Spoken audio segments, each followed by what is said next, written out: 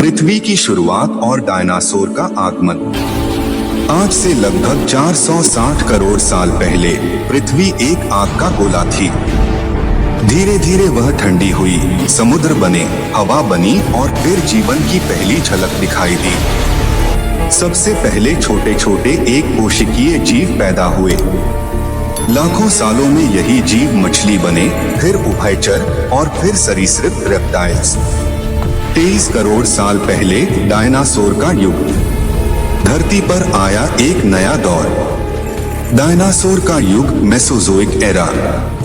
3 भाग, 1 Triassic, 2 Jurassic, 3 Cretaceous. Dinosaur हर जगह फैल गए, कुछ शाकाहारी, कुछ मांसाहारी, कुछ उड़ने वाले, कुछ समुद्र में रहने वाले। टीरेक्स, ट्राइसेरेटॉप्स, ब्राकियोसोरस। धरती पर कोई उनका मुकाबला नहीं कर सकता था। डायनासोरों ने करीब 16 करोड़ साल तक धरती पर राज किया। डायनासोर का स्वर्ण युग। धरती हरी भरी थी, हवा में जहर नहीं था, जंगल अनंत थे, समुद्र जीवन से भरे थे। डायनासोर इतने ताकतवर थे कि उन्हें कोई डर नहीं था। लेकिन प्रकृति कभी किसी को हमेशा के लिए राजा नहीं बनाती।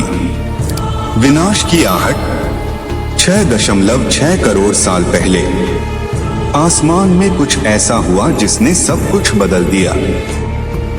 एक विशाल उल्कापिंड एस्टेरॉयड, आकार लगभग 10-15 किलोमीटर, गति हजारों किलोमीटर प्रति घंटा।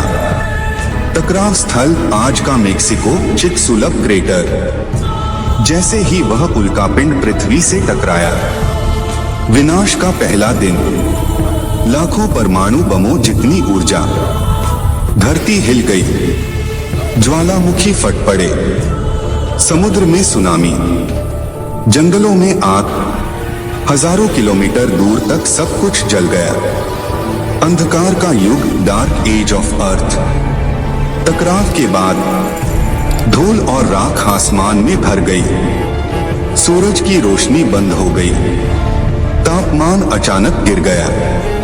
परिणाम, पेड़ पौधे मर गए, शाकाहारी डायनासोर भूख से मरे, मांसाहारी डायनासोर को शिकार नहीं मिला। करीब 75% जीवन समाप्त हो गया। डायनासोर का अंत। धीरे धीरे बड़े डायनासोर खत्म हो गए, अंडे नहीं बच पाए, भोजन श्रृंखला टूट गई।